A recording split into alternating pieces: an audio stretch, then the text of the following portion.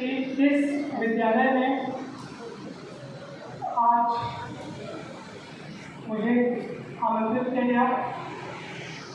बहुत खुशी हो रही है इस बात की कि इसी विद्यालय में मैं पढ़ के निकला और वहीं पे आज आमंत्रण पाकर मुझे बहुत खुशी मिल रही है। और आप सभी से मैं यही कहना चाहता हूँ कि अभी आप जो जीवन जी रहे हैं ये आपको आगे चल करके बहुत याद आएगा। चाहे जिस भी तरह आप जी रहे हैं, आप में से हर बच्चा जब आगे चल करके अपनी पढ़ाई पूरी करेगा तो उसे ये दिन बहुत याद आएंगे कि हम इस स्कूल में इस कक्षा में पढ़ते थे, और बहुत सारी मोमेंट्स आपको याद आएंगे। अभी आप अपनी उम्र के बहुत छोटे पायदान पर हैं, लेकिन जैसे जैसे आपका जीवन आगे बढ़ता जाएगा, जब आप बड़े होंगे, स्कूल से कॉलेज में जाएंगे, फिर कॉलेज की पढ़ाई करेंगे, कॉलेज की पढ़ाई पूरी हो जाएगी, फिर आप नौकरी के लिए, जॉब के लिए या व्यवसाय के लिए जब आप आगे चलकर तैयारी करेंगे, उस समय आपको अपना ये वाला जीवन बहुत याद आएगा। छात्र जीवन को संपूर्ण जीवन का क्या कहा जाता है, आप सभी को पता है ना, स्वर्ण काल। ये आपका गोल्डन लाइफ चल रहा है, अर्थात ये लाइफ जो भी आप जी रहे हैं ये दोबारा लौट कर नहीं आने वाला।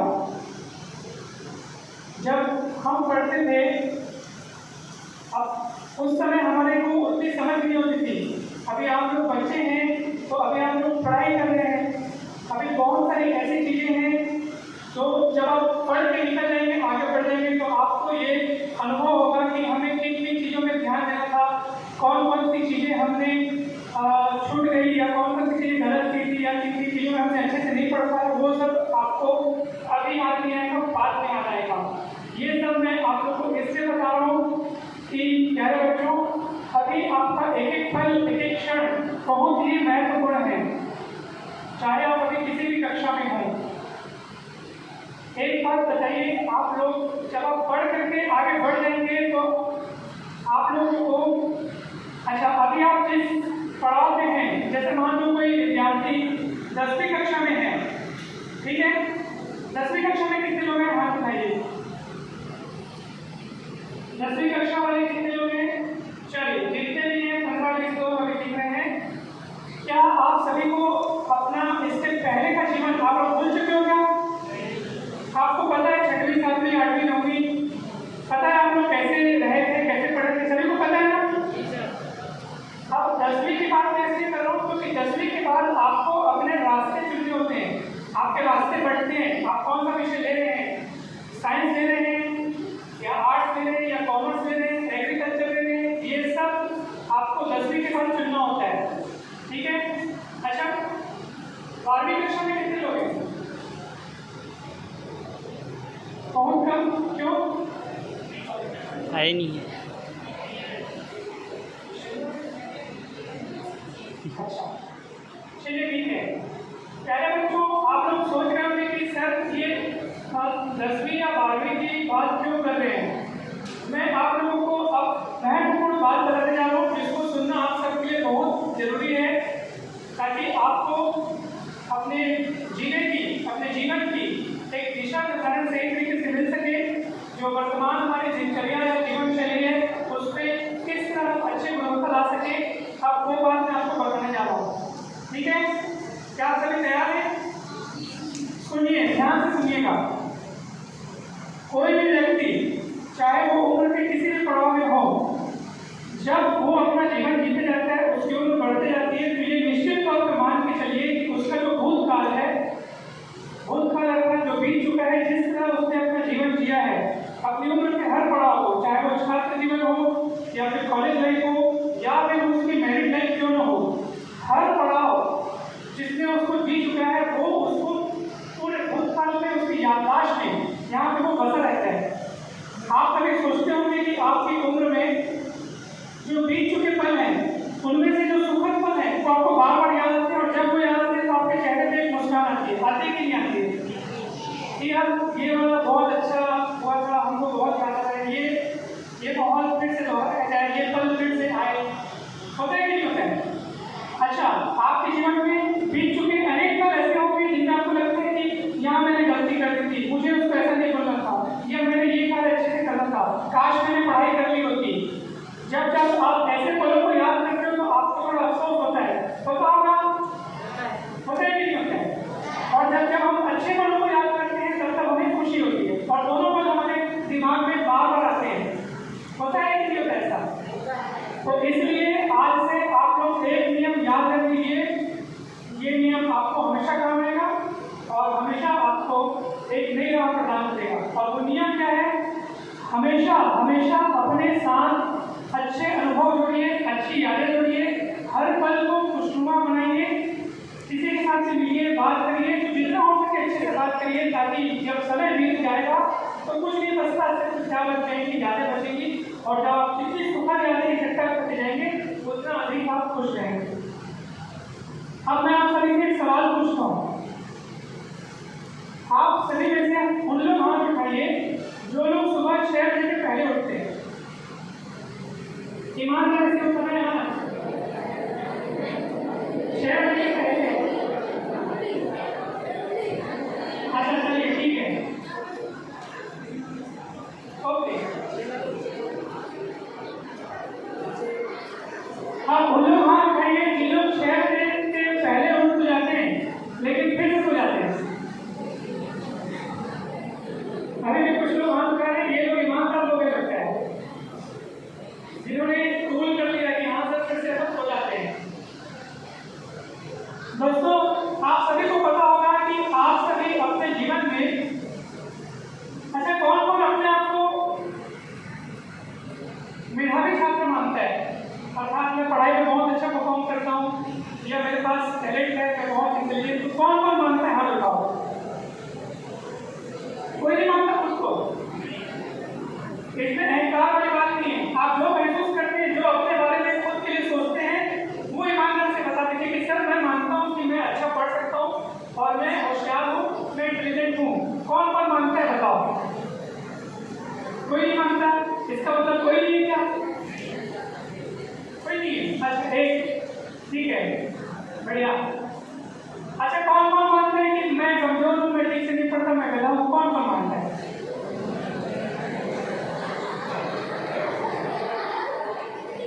अभी कोई यहाँ दिख रहा है, तो आप लोग क्या हो? आप लोग एवरेज हो क्या? अच्छा कौन कौन अपने आप को एवरेज मानता है?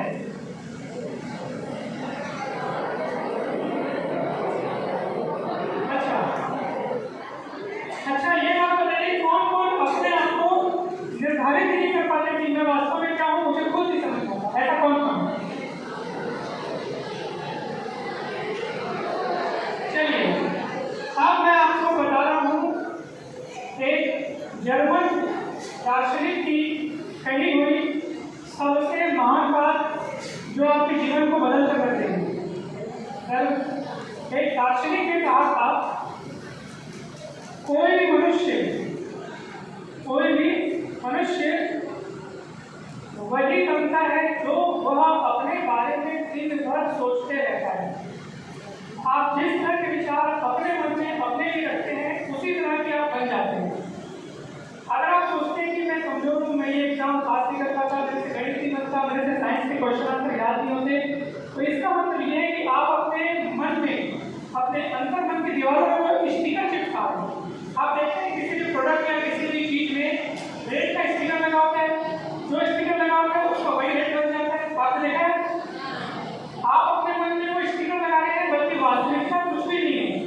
जो व्यक्ति अपने मन में सोचता है कि मैं ये काम कर सकता हूँ, मैं ये पढ़ाई कर सकता हूँ, मैं ये सलाह बना सकता हूँ, मुझसे काम हो जाएगा, चाहे कितना भी बड़ा काम हो, मैं मंच पे आके बोल सकता हूँ, मैं इस प्रतियोगिता में भाग ले सकता हूँ, बस आपको विचार को बदलने की देर है। आप सिर्फ सोच को बदलिए कि मैं ये काम कर सकता हूँ। आप विश्वास करें कि आप कर सकते हैं, फिर निश्चित रूप से आप उस काम को कर पाएंगे और उस पर डेफिनेटली सफल भी हो जाएंगे। सिर्फ आपको विचार बदलने की देर है। अगर आप सोचते हैं कि मुझसे सब दूर क्यों रहते हैं, मुझसे कोई बात नहीं करता, तो इसका मतलब ये है कि आप उसी लायक खुद को मान रहे हैं कि हाँ वास्तव में आप बात करने के लायक ही क्या। आप वैसा सोचते हैं इसलिए आपके साथ खुश मिजाज आदमी हूँ, मैं सबके द्वारा पसंद किया जा सकता हूँ, मुझ में वो काबिलियत है, मेरा व्यवहार सबके साथ अच्छा है। अगर आप मुझसे सकारात्मक बातें बोलेंगे ना तो निश्चित तौर पर आपको चारों ओर परिणाम भी वही दिखेंगे। मुझसे होमवर्क नहीं होता, सब लोग होमवर्क करते हैं, टीचर उनको ज़्यादा पसंद करते हैं, मुझे नहीं करते। ये जितनी भी बातें हैं ये सब नेगेटिव थॉट्स हैं। आप जिस तरीके से आपको मानेंगे आपको चारों ओर परिणाम भी वही मिलेंगे। तो आज से पहली बात याद रखो कि कभी भी अपने साथ जो स्वसंवाद होता है, स्वसंवाद मतलब अपने साथ खुद बात करना, वो कभी भी नकारात्मक नहीं करेंगे। हम सब अपने साथ कैसी बात करेंगे? सकारात्मक। सकारात्मक मतलब मैं ये काम कर सकता हूँ, मैं परीक्षा में फर्स्ट आ सकता हूँ, मैं किसी भी प्रतियोगिता में भाग ले करके उसके बारे में सब बात कर सकता हूँ, मेरे लिए कोई कार्य कठिन नहीं है। ठीक है, आप सभी को समझ में आ रहा है मैं क्या बोल रहा हूँ? चलिए, अभी आप लोग जो सुन रहे हैं, अगर आपको हल्का सा भी इंटरेस्ट लग रहा है तो मैं एक छोटी सी अपनी अनुभव की कहानी सुनाता हूँ। मतलब मैं खुद उस अनुभव को जिया हूँ, वो मैं आप सबके साथ सुनाता हूँ। आप लोगों को बहुत अच्छा लगेगा। सुनना चाहेंगे आप? कौन कौन तैयार है बताइए? करेक्ट। आप लोगों को मैं बता रहा हूँ, अरुण उदय से लेकर के 6वीं 5वीं कक्षा तक मैंने शिशु मंदिर में पढ़ाई की, जो कि राजफैमिली में है, वहाँ पे मैंने पढ़ाई की। अब 6वीं से लेकर 12वीं तक सन 2003 से लेकर के 2010 तक, 2003 में मैंने 6वीं कक्षा में प्रवेश लिया था इसी स्कूल में, इसी विद्यालय में, और 2010 में 12वीं कक्षा पास करके यहाँ से मैं आगे की पढ़ाई किया। ठीक है, मैंने आज से कितना साल पहले? लगभग 14 साल पहले 2010 में मैंने जब 12वीं पास किया था उस समय हॉल भी बना था, हमारी प्रार्थना वहाँ हुआ करती थी और संगठन मंच यहाँ हुआ करता था। आज लगभग उसको 14 साल हो गए, लेकिन मैं आप सभी को बता रहा हूँ कि जीवन में स्कूल के बाद की बात बता रहा हूँ, स्कूल लाइफ से निकल जाने के बाद की बात बता रहा हूँ, सब कुछ बदला। बहुत सारे उतार चढ़ाव आए, लेकिन वो उतने सुखद या उतने दुखद नहीं रहे। मैंने उसको सुन करके, मैं उसको सोच करके मैं उतना भावुक नहीं होता था जितना भावुक मैं कब होता था। कौन सी बात याद करके? स्कूल लाइफ की बात याद करके। ये अभी आपको जो समय चल रहा है इसमें एक एक पल आपका महत्वपूर्ण है। आप अगर शरारत भी करते हैं, तो वो भी आपको बात नहीं आ रहा है। इसलिए शरारत भी ऐसी हो कि हमारे कार्य से किसी का दिल न दुखे, किसी का बुरा ना हो, किसी के हृदय को चोट न पहुंचे। हमें हमेशा यही प्रयास करते रहना चाहिए। अगर आपने किसी को कुछ आपके द्वारा कुछ बुरा हुआ, किसी ने आपको बुरा कह दिया, तो या तो माफी मांग लो या तो माफ करो और हृदय से उसको बुला लो और पढ़ाई में आप अपने आगे बढ़ते चले जाओ। अगर किसी को पढ़ाई में कहीं पर भी दिक्कत होती है तो उसके लिए भी मैं मंत्र बता रहा हूँ, ध्यान से सुनिए। पढ़ाई कैसे सरल बनाई जाए, अपने प्रश्नोत्तरों को कैसे सरल तरीके से याद रखा जाए, कौन सा टाइम मैनेजमेंट का सही तरीका है, तो वो बताने जा रहा हूँ, ध्यान से सुनिएगा। जितने भी लोग आपके हाथ उठाए हैं सवेरे 6 बजे से पहले उठ जाते हैं, क्या वो लोग उठने के ठीक बाद अपने जो आवश्यक कार्यों के निवृत्त होने के बाद क्या वो पढ़ाई करते हैं? कौन कौन पढ़ाई करते हैं 6 बजे उठने के बाद? हाथ उठाइए। ईमानदारी से पढ़ाई करते हैं आप सब? ठीक है, कितने घंटे पढ़ते हैं? 1 घंटा, अधिकतम 2 घंटा। कुछ लोग 10 मिनट पढ़ते हैं, थक जाते हो। नहीं, ऐसा नहीं है। ठीक है, अब सुनो, टाइम मैनेजमेंट का गोल्डन रूल बता रहा हूँ। टाइम मैनेजमेंट कैसे समय को बांधें, 24 घंटे के एक पल को कैसे दिए, ध्यान से सुनिए। अनेक विद्यार्थी अपने टाइम टेबल को बाकायदा कागज में लिख करके, आपने सुना होगा ऐसा होता है, कागज में लिखते इतने से इतने ये विषय, इतने से इतने गणित, इतना से इतना विज्ञान, यहाँ से ये ट्यूशन टाइम, ये फिर स्कूल टाइम, और फॉलो कोई नहीं करता। आज मैं आपको बता रहा हूँ कि टाइम मैनेजमेंट का गोल्डन रूल क्या है, ध्यान से सुनिएगा। ये मैं खुद अपने लिए फॉलो करता हूँ और इसमें पास भी हो जाता हूँ, यानी फॉलो कर पाता हूँ, क्योंकि वो सरल नियम है बहुत, आप भी फॉलो कर पाएंगे। सुनना चाहते हैं आप वो नियम?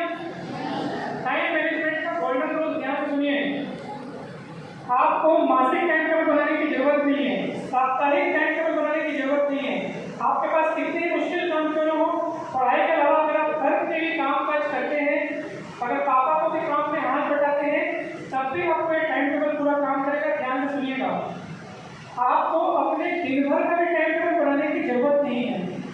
तो आप कहेंगे सर फिर जरूरत किस बात की है, हम महीने का टाइम टेबल न बनाए, सप्ताह का भी टाइम टेबल न बनाए, दिन का भी टाइम टेबल न बनाए, फिर बनाए क्या? मैं कहता हूँ आप कुछ मत बनाइए, आप सिर्फ क्या कीजिए, ध्यान से सुनिए। अभी कितना बजा है? अभी बजा है 11:30। मैं सिर्फ इतना सोचूंगा कि मुझे अगले आधे घंटे में क्या करना है। तो अभी का मेरा प्रोग्राम क्या है कि आज मैं आप लोगों के कार्यक्रम में आया हूँ, बस उसके बाद में मुझे कुछ नहीं करना। आप समझ पाए मैं क्या कहना चाह रहा हूँ? अभी क्या चल रहा है, क्या हो रहा है, अभी आप मुझे सुन रहे हैं, मैं आप लोगों को सुना रहा हूँ, सिर्फ इतने में ध्यान दो। इसको कहते हैं सजगता। क्या कहते हैं? क्या कहते हैं? जागरूक होना। हम नहा रहे होते हैं, उस समय भी हमारे मन में बहुत सारे ख्याल चल रहे होते हैं।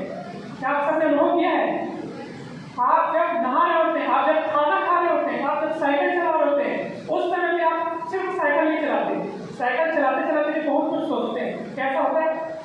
आप जब खाना खाते हैं उस समय या तो टीवी चलती है, या तो मोबाइल चलती है, कुछ नहीं चलता तो बातें होती है, लेकिन कुछ ना कुछ तो साथ में होता ही होता है। क्या ऐसा नहीं होता? होता है। इसको कहते हैं ये सजगता की कमी है। मैं कहता हूँ जब आप खाना खा रहे हो तो एक एक कण में ध्यान दो, एक एक निवाले में ध्यान दो, जब जो कर रहे हो उस पर ध्यान दो, अपना पूरा जी जान लगा दो। खाना खा रहे हो तो भूल जाओ कि बाजू में कोई है। इसको बोलते हैं सजगता। किसी से बात कर रहे हो तो ऐसा समझो कि वो दुनिया में सबसे खास आदमी आपके लिए। इसको कहते हैं सजगता। अगर टीवी भी देख रहे हो तो ऐसा देखो कि फिर सब कुछ भूल जाओ। इसको बोलते हैं सजगता। और अगर पढ़ाई कर रहे हो तो फिर ऐसा पढ़ो कि बाकी सब कुछ उस समय दिमाग में ना। इसको बोलते हैं सजगता। जब जो काम कर रहे हो उसमें आप अपना 100% दे दो। मैंने तो अनेक बच्चों से ये भी सुना है कि सर हम पुस्तक खोलते हैं, कॉपी खोलते हैं पढ़ने के लिए, 4-5 महीने पढ़े नहीं होते, 1 पेज हम पढ़े नहीं होते, उसके बाद अचानक से माइंड में कोई बात क्लिक कर जाती है और फिर उस बात की विचारधारा में हम बहने चले जाते हैं और तब 2 घंटे निकल गए और हम देखते तो हमें 2-3 पेज तक पढ़े।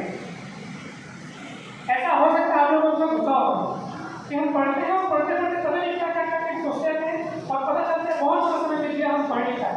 आपको पता है उस समय हम जितना समय वेस्ट करते हैं उस समय में पूरी बुक खत्म कर सकते हैं। उस समय में कोई विद्यार्थी गणित का कोई चैप्टर खत्म कर सकता है। आप बताइए इससे नुकसान किसको हुआ? हम लोग। इससे बचने का उपाय क्या है? जानना चाहते हैं उपाय? सुनिए ध्यान से, आप सभी लोग सुनिए ध्यान से। ये उपाय मैं अपना नहीं बता रहा हूँ, ये भगवान श्री कृष्ण ने श्रीमद् भगवद गीता में अर्जुन को सुनाया है। आप वो सुनिए। पूरी भगवद गीता के सारांश के मैं आपको सुनहरी लाइन बता रहा हूँ जो आपको आपके लक्ष्य की ओर आगे बढ़ने को प्रेरित करेंगी। आपका समय एक बूंद भी वेस्ट नहीं होगा। क्या है वो लाइनें? ध्यान से सुनिए। ये स्वयं भगवान श्री कृष्ण ने कही है, मैं आपको बता रहा हूँ। ठीक है? श्री कृष्ण भगवान जी अर्जुन से कहते हैं कि अर्जुन, ये मन जो है वो चंचल घोड़े की तरह है।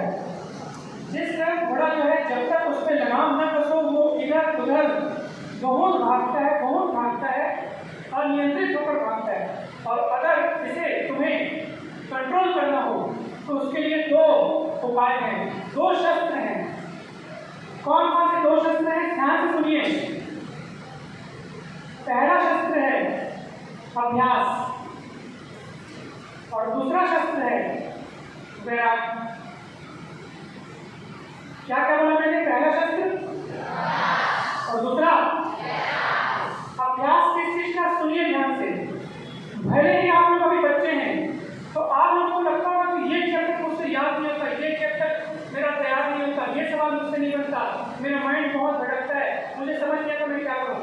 आप यकीन करें न करें, जो 40-50 साल के आदमी लोग होते हैं, जो बड़े बड़े आदमी लोग होते हैं, उनको बड़ी बड़ी समस्याएं होती है, उनका भी माइंड कंट्रोल नहीं रहता, उन लोगों का मन भी बहुत भटकता है जिस तरह हम लोग का भटकता है। कोई भी इंसान इससे बचा हुआ नहीं है। स्वयं अर्जुन भी नहीं बचा था।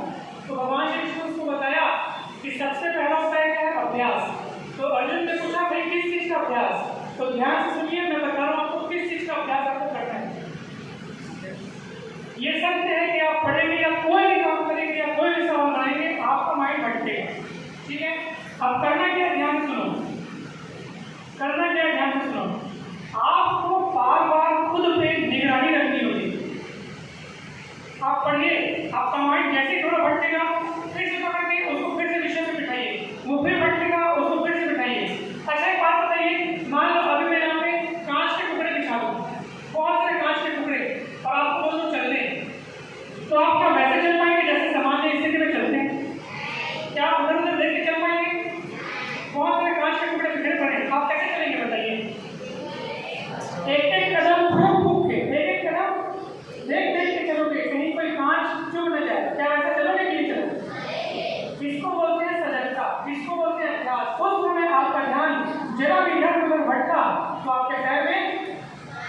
कांच खड़ जाएगा, चुभ जाएगा, होगा कि नहीं होगा ऐसा?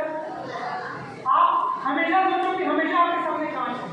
आप हमेशा ऐसा सोचो कि मैं पढ़ाई कर रहा हूँ, जरा भी चूकूंगा परीक्षा में मैं 1 नंबर कम करके जा रहा हूँ, ऐसा सोचो। और इसके लिए अभ्यास जरूरी है। बार बार अपने मन में ये सोचो कि मेरा दिमाग भटक रहा है, मेरे को तुरंत जाना है, फिर जाना है। खुद पर चौकीदारी करो, खुद पर निगरानी रखो, इसको बोलते हैं अभ्यास। और दूसरा क्या है? दूसरा क्या? 3 चीजों से वैराग्य। सुनो ध्यान से, कल परीक्षा है, मैं पढ़ाई कर रहा हूँ, अचानक कहीं से पता चला कि पार्टी का इन्विटेशन आया हुआ है, घर के सारे सदस्य पार्टी करने जा रहे हैं, उस समय मेरा मन क्या करेगा? सब लोग पार्टी में जा रहे हैं, मैं ही एक सोच रहा हूँ, क्यों? मेरा तो एग्जाम है, मैं भी जाऊँगा पार्टी में। मेरे सारे दोस्त जा रहे हैं, मैं ही एक सोच रहा हूँ, मैं भी जाऊँगा पार्टी में। पार्टी में चले जाओगे, खा के क्या जाओगे, ऐश करके क्या जाओगे, कल नुकसान किसको होगा? कल परीक्षा है आपकी, नुकसान कौन झेलेगा? हम चलेंगे ना। इसको बोलते हैं वैराग्य की। आपको 10 चीजें रहेंगी मोड़ने के लिए, आपका ध्यान खींचने के लिए। 5 मिनट पढ़ते नहीं कि मोबाइल चलाना चालू, मोबाइल में गेम्स चालू, फेसबुक, इंस्टा, स्नैप, व्हाट्सएप। अगर आप इन चीजों से अपना नाता तोड़ सको तो समझ लीजिए कि आपने वैराग्य करना सीख लिया है। कोई भी चीज आपको सुख प्रदान नहीं करेगी, कोई भी चीज आपको खुशी प्रदान नहीं करेगी, सब क्षणिक है, सब कुछ पल की है। तो फिर क्या आपको सुख प्रदान करेगा बताऊं? वो सिर्फ आपका काम, जो आपका परम लक्ष्य है। अभी आपका परम लक्ष्य क्या है बताइए? पढ़ाई कर। अभी आपका परम लक्ष्य क्या है? पढ़ाई, अच्छे मार्क्स प्राप्त करना, तो आप उसको फॉलो कीजिए, ठीक है? आप सभी को कुछ समझ